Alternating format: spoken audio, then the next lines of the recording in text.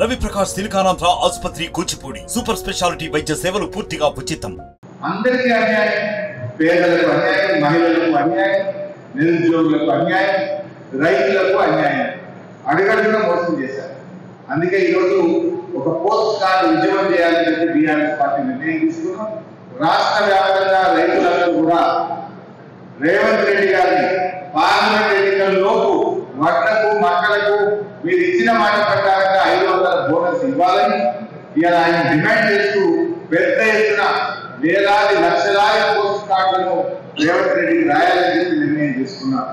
మా కార్యకర్తలు ప్రతి రైతు దగ్గరికి వెళ్తాం, ఈ కాంగ్రెస్ ప్రభుత్వానికి ఏ రకంగా మోసం చేసిందో వివరిస్తాం.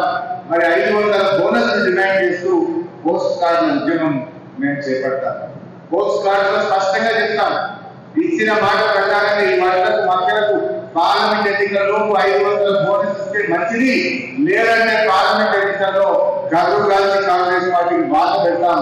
పార్లమెంట్ ఎన్నికల్లోగా మీరు మాకు ఇచ్చిన మాట ప్రకారంగా బోనస్ ఇవ్వకపోతే డెఫినెట్ గా తగిన గుణపాఠం చెప్తామని చెప్పి ఈ పోస్ట్ కార్డు ఉద్యమాన్ని ఇలా రైతులందరూ పెద్ద ఎత్తున చేపట్టాలని, ఈ రైతు ఉద్యమంలో బీఆర్ఎస్ కార్యకర్తలు క్రియాశీలంగా పాల్గొనాలని చెప్పి పిలుపునిస్తా ఉన్నారు.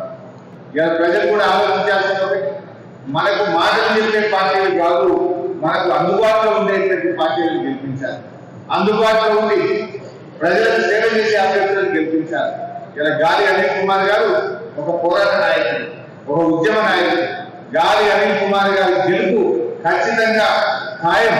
జహీరాబాద్ ఎంపీగా బీఆర్ఎస్ పార్టీ తరఫున రేపు గాలి అనిల్ కుమార్ గారు గెలుస్తారనే నమ్మకం మాకున్నది. కాంగ్రెస్ బీజేపీ మీద భ్రమ దురిగిపోయి బీజేపీ ఏటా 2 కోట్ల 20 కోట్ల ఉద్యోగాలు ఇస్తామన్నారు. అంత కొడితే 20 కోట్లు కాదు కదా, 6 లక్షల ఉద్యోగాలు కూడా బీజేపీ ఇవ్వలేదు.